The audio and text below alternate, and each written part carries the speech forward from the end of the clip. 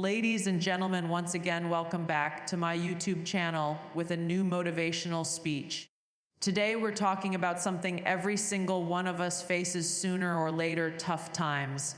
Those seasons when nothing seems to work, when the weight on your chest feels heavier than your strength, when you start asking, why me? Why now? I want you to remember something deeply. Tough times are not a sign that you are weak. They are an invitation to discover how strong you really are.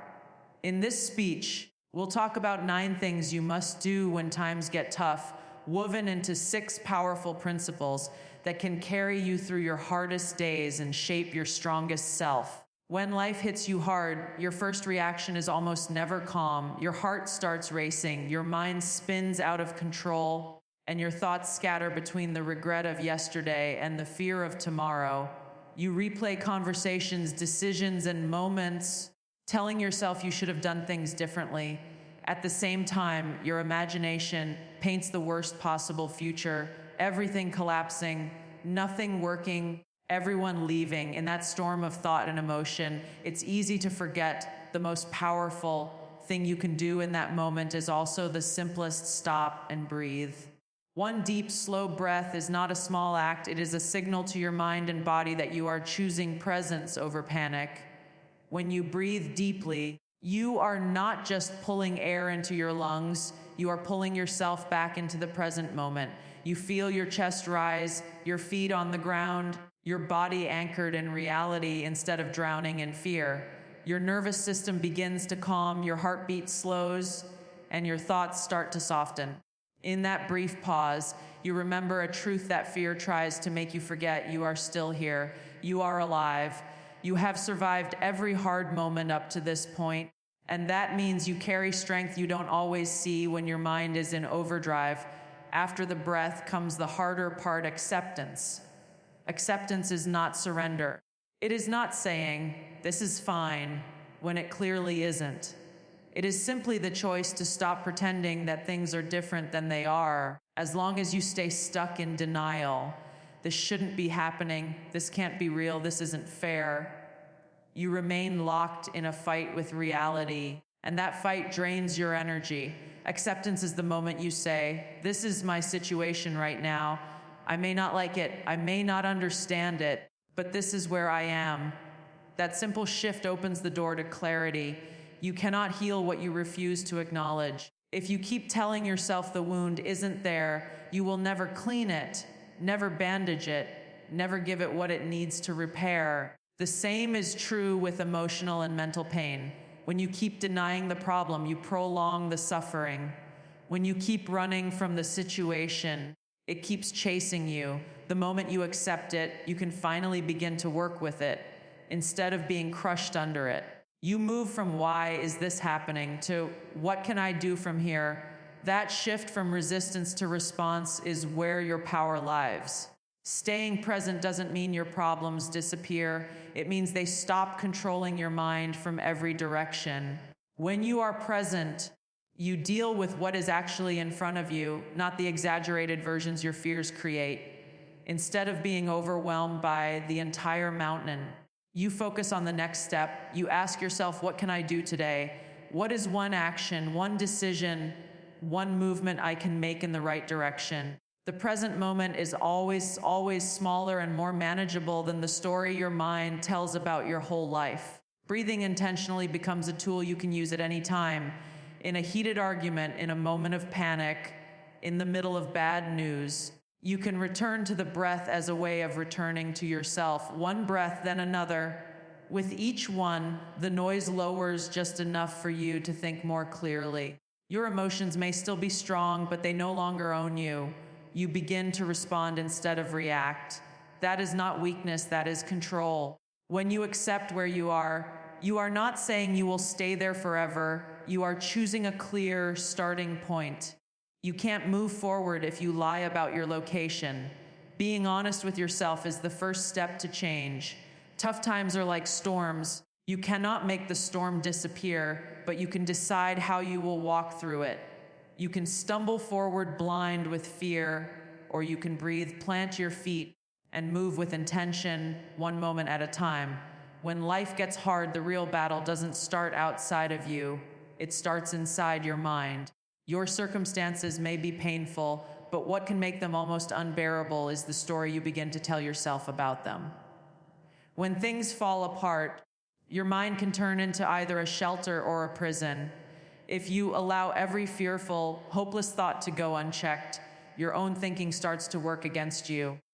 You're no longer just fighting the problem in front of you, you're also fighting the voice in your head that keeps saying, "You're a failure. You'll never get out of this. Nothing ever works for you." That voice doesn't describe reality, it shapes it. It limits your strength, your hope, and your ability to move forward. That's why in tough times you must treat your mind like a battlefield you refuse to lose. Protecting your mind doesn't mean pretending everything is fine. It means becoming intentional about what you allow to live in your thoughts. You may not be able to stop negative thoughts from appearing. They will show up, especially when you're tired, hurt, or discouraged, but you can refuse to feed them. A thought gains power every time you repeat it, dwell on it, or accept it as truth.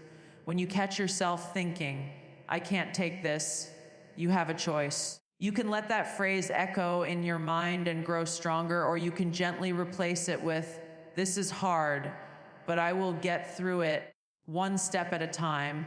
That shift may seem small, but it changes the direction of your inner dialogue from defeat to resilience. Guarding your thoughts is an act of self-respect. It's talking to yourself the way you would talk to someone you care about who is struggling, not with fake positivity, but with steady encouragement. You wouldn't tell a hurting friend, "You're useless, you'll never make it." So why say that to yourself? In difficult seasons, you need your own support more than ever. You need to hear your own voice standing on your side, not against you. This is where you start becoming your own ally instead of your own critic. But protecting your mind isn't only about what happens inside your head, it's also about what you allow around you. Your environment constantly feeds your thoughts. The people you listen to, the content you consume, the conversations you engage in, all of these influence the way you see yourself and your situation. When you're already struggling, being surrounded by negativity is like pouring salt into an open wound. People who gossip, complain nonstop, dramatize everything, or make you feel smaller do not help you heal. They drain your strength and cloud your perspective. You are allowed to limit access to your energy. You don't owe the world your constant availability, especially when your mental and emotional health are at risk. Stepping away from people or spaces that constantly add fear, drama, or pressure is not cruelty, it's wisdom. It gives you breathing room to think clearly again. The same goes for what you consume online. Endless bad news, arguments, and toxic content can keep your mind stuck in fear and frustration. Being informed is one thing. Being immersed in negativity is another. You have the right to unfollow, mute, or pause anything that's hurting your peace. What you surround yourself with in hard times matters deeply. Choose music, speeches, books, and voices that speak strength into you. Choose conversations that bring honesty but also hope. Choose people who remind you of your worth, not just your wounds. You may not control what happens to you, but you always have a say in who and what you allow to sit in your mental space. In the middle of struggle, your mind can become your worst enemy or your greatest ally. When you guard your thoughts and limit the negativity around you, you turn your inner world into a place of support instead of sabotage. You begin to think in ways that lift you instead of crush you. You start talking to yourself with compassion, patience, and courage. And when your mind is on your side, you are never truly fighting alone. When life feels heavy, the first thing you usually lose is not your strength, but your desire. You wake up tired in your soul, not just in your body. The weight of what you're going through makes simple things feel exhausting. You don't feel like getting out of bed. You don't feel like talking, working, or even taking care of yourself. In those moments, your mind whispers, "What's the point?" And that is exactly why discipline becomes so important.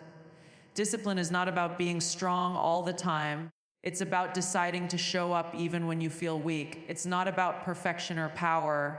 It's about consistency. When everything inside you wants to shut down, discipline is what keeps you moving. Not in big steps, not in dramatic transformations, but in small, simple actions that stop your life from completely falling apart. Hard times push you toward isolation, avoidance, and escape. You want to hide from your responsibilities and your reality. But if you let that feeling win every day, your life slowly becomes a place you don't recognize. Discipline stands in the middle of that darkness and says, we're not giving up. We're not collapsing. We're going to do what we can with what we have today. That's why a simple routine in tough times is so powerful. You don't need a perfect morning routine or a huge productivity plan. You just need a few solid anchors that keep you grounded when everything else feels uncertain. Wake up at a reasonable time. Make your bed, wash your face. Move your body, even if it's just stretching or walking for 10 minutes. Choose one meaningful task, something small but important, and complete it. These actions may look insignificant from the outside, but inside, they are proof that you're still fighting, still choosing yourself, still moving forward. In painful seasons, discipline is not about chasing big goals or trying to be your most productive self. It's about refusing to let the struggle completely erase your structure. When you lose all structure, your mind has nowhere to stand, everything feels chaotic, and that chaos turns into anxiety and hopelessness. A simple routine gives your brain a sense of stability. It says, yes, things are hard. Yes, life feels messy. But here are a few things I can still control. That sense of control is vital when so much feels out of your hands. Most days in tough times, you won't feel like doing any of it. You won't feel motivated, inspired, or excited. And that's okay, because discipline is what you do when motivation has already left the room. Discipline doesn't wait for the right mood. It shows up regardless of the mood. Think of your future self, the version of you who made it through this season. They are looking back at you right now, hoping you won't quit, hoping you won't abandon yourself, hoping you'll keep taking even the smallest steps. Every time you show up when you don't feel like it, you are doing it for that future version of you. Discipline in hard times is not a form of punishment. It is an act of self-respect. It is you saying to yourself, I matter enough to keep trying. My life is worth the effort, even on the days I hurt. It's not harshness toward yourself. It's compassion in motion. It's a gentle but firm hand you extend to yourself in the dark, guiding you forward. When you choose discipline instead of collapse, you are not pretending you're okay. You are choosing not to let the pain make every decision for you. There will be days when your routine feels mechanical, emotionless, or pointless. But over time, these small actions begin to rebuild your strength. They remind you that you are capable of functioning, capable of progress, even in the middle of struggle. And slowly, almost quietly, that consistency becomes confidence. You start to believe again, not because life suddenly got easier, but because you proved to yourself that even when it was hard, you still showed up. When life gets difficult, one of the most dangerous lies your mind will whisper is, you're alone in this. No one will understand. Don't bother anyone. That thought slowly pushes you into isolation. And isolation makes every pain feel heavier than it really is. When you're alone with your struggles, your fears echo louder, your worries grow bigger, and your hope starts to shrink. This is why one of the most important things you must do in tough times is refuse to suffer in silence. Silence may feel safe, but it often becomes a cage. You are not meant to carry everything by yourself. Reaching out for support is not weakness, it's wisdom. There is strength in being able to say, I'm not okay right now, and I need someone with me. You don't always need someone to fix your situation. Sometimes you just need someone to sit in it with you. Reach out to someone you trust, a friend, a family member, a mentor, someone who genuinely cares. Be honest about how you feel, even if the words come out messy. You don't have to present your pain perfectly. You can say, I don't know what to do, or I feel lost, or I'm tired. Letting someone enlightens the weight, even if nothing on the outside changes immediately. You feel seen, you feel less alone, and that alone is healing. Support doesn't always mean long speeches or deep advice. Sometimes the most powerful help is simply presence. Someone listening without judgment, someone who says, "I'm here," someone who prays for you, checks on you, or sends a kind message. In a world that moves fast, the gift of someone's full attention is a form of love. Allow yourself to receive that love. Remind yourself that you would want the people you care about to reach out to you if they were hurting. So why should you deny yourself that same compassion? But there is another side to staying connected that is just as powerful, serving others, even while you are still in your own struggle. It may seem strange to think about helping someone else when you feel empty inside, but that is often where unexpected strength is found. You don't have to be completely healed to be kind. You don't have to have everything figured out to encourage someone else. Sometimes the person who is quietly breaking is the same person who can speak the most genuine words of hope because they know how it feels to hurt. Serving others doesn't always mean doing something big or dramatic. It can be as simple as sending a message saying, "Hey, I thought of you today. I hope you're okay." It could be listening when someone else needs to talk, holding the door open, offering a sincere compliment, or smiling at a stranger who looks exhausted. These small acts may seem insignificant, but they have power not only for the person receiving them, but for you as well. When you help someone else, you are reminded that you still have something to give, that your existence still has impact and value. Even in the middle of your own storm, pain will try to turn you inward, to make you focus only on what's wrong in your life. Service gently turns you outward, not to ignore your struggles, but to prevent them from consuming your entire world. When you lift someone else, your heart remembers that it is capable of love, empathy, and strength. You realize that your story is not only about what you're going through, but also about who you are becoming because of it. Hard times will shape you one way or another. They can harden your heart, making you more closed, bitter, and distant. Or they can deepen your compassion, making you softer, more understanding, more present for others. When you choose to stay connected, ask for support, and still look for ways to serve, you are choosing the second path. You are allowing difficulty to refine you instead of shutting you down. You are proving to yourself that even in your lowest moments, you are still capable of love. And that is one of the strongest truths you can ever live. Pain is one of the hardest teachers in life, but it is also one of the most honest. When everything is going well, we rarely stop to question our habits, our beliefs, or our direction. We move on autopilot, assuming that what we're doing is good enough. But when life becomes difficult, when something breaks, when people leave or plans fail, we are forced to stop. In that pause, whether we like it or not, there is a lesson waiting. The choice is yours. You can go through the pain and come out bitter, or you can learn from it and come out wiser. Refusing to waste the pain means deciding that if you must suffer, then you will at least gain something meaningful from it. Not every hardship is your fault. Some things happen without warning, some hurts are caused by others, and some storms arrive that you never invited. But even when you're not to blame, you can still decide how you respond. That response is where your power is. Pain can either be something that just happened to you, or it can become something that shaped you into someone stronger, deeper, and more awake. When you choose to reflect instead of just react, you turn suffering into growth. Reflection starts with asking honest questions. What is this season trying to show me? Maybe it's revealing how much you depended on other people's approval. Maybe it's exposing how fragile your confidence was when things didn't go your way. Maybe it's showing you that you've been living on autopilot, ignoring your deeper needs.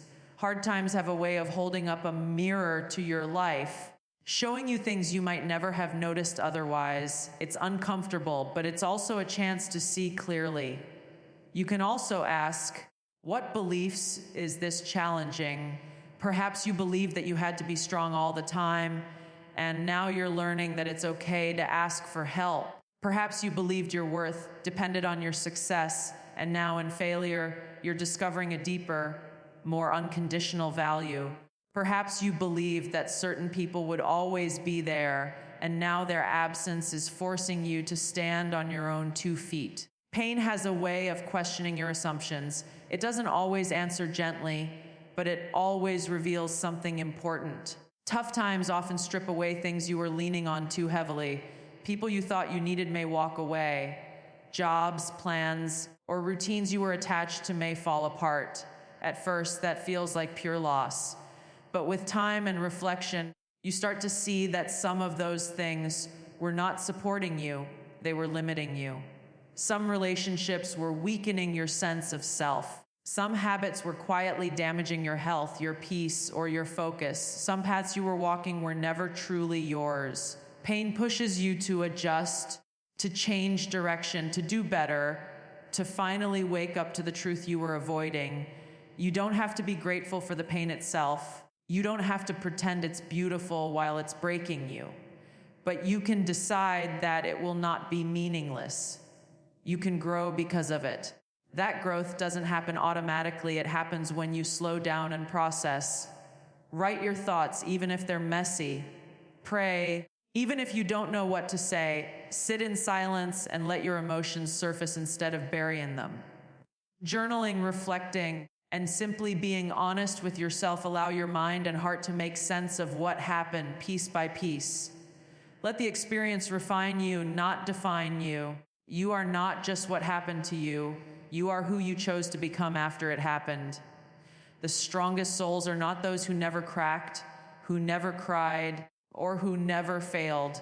The strongest are those who allowed their broken moments to turn into wisdom.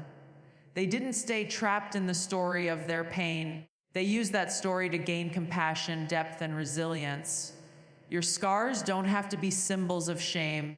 They can be proof that you survived something that could have destroyed you and transformed because of it. When life becomes difficult, it has a way of shrinking your world down to the size of your pain. All you can see is what hurts right now. The disappointment, the loss, the fear, the confusion, they fill your vision so completely that it feels like this moment is all there will ever be. That's one of the cruelest tricks of tough times. They convince you that the darkness is permanent. But it isn't. This moment is a chapter, not the whole book. You have lived through days you thought would break you before, and yet you are still here. That alone is proof that you are stronger than you feel. When everything is heavy, the final and most important thing you must do is refuse to believe that this season defines your entire life. You are allowed to acknowledge the pain without surrendering to it. You can say, "This hurts, this is hard, this is not what I wanted," and still choose to believe that your story doesn't end here. You have survived every bad day you have ever had. You've walked through nights you never thought would end, and somehow morning still came. That pattern is not an accident. It is a reminder that no feeling, no season, no storm is forever. Faith, hope, and vision are the 3 anchors that keep you from drifting away in the middle of the storm. Faith is the belief that there is purpose in your journey, even when you don't understand it yet. It doesn't mean you enjoy what you're going through. It doesn't mean everything suddenly makes sense.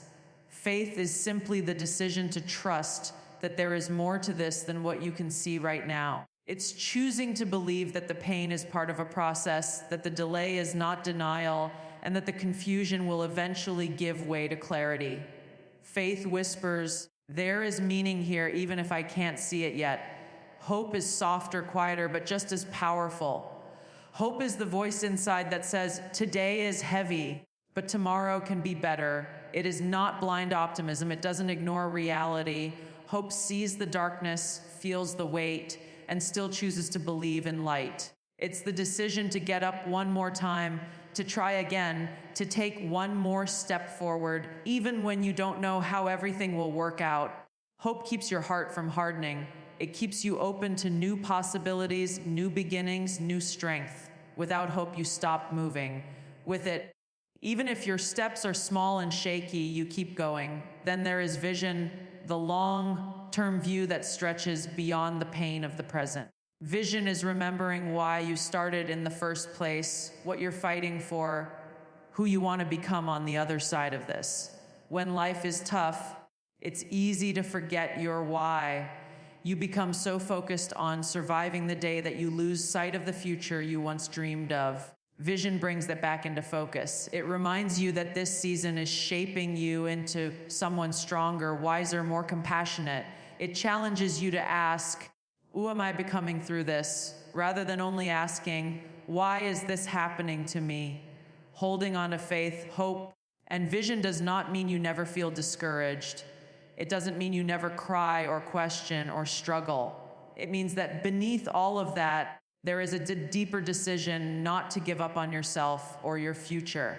It's reminding yourself, especially on the hardest days, that your life is bigger than this moment and your story is not finished. From where you stand right now, you cannot see all the doors that will open, the people you've yet to meet, the strength you've yet to discover inside you, but they are there ahead of you waiting. So when times get tough, let this truth sink in. This is not your final chapter. You are allowed to feel the weight of today while still believing in the promise of tomorrow. Faith keeps you rooted, hope keeps you moving, and vision keeps you aimed toward the person you are becoming, someone who did not let the darkness define them, but allowed it to reveal their light. When you choose to act as if nothing can break your spirit, even while your heart is hurting, you begin to live from strength instead of fear. You stop saying, why is this happening to me? And start asking, how can I grow through this? That is the moment everything changes.